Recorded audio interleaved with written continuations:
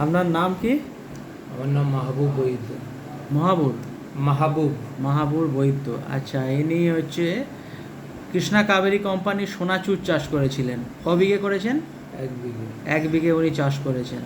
আমাদের 47 শতকে। আচ্ছা, ওনাদের 47 শতকে বিঘি। তো উনি বলছেন, ওনার মুখেই ধানের রিপোর্ট বা ধান কেমন ফলেছে উনি নিজে বলবেন। বলুন।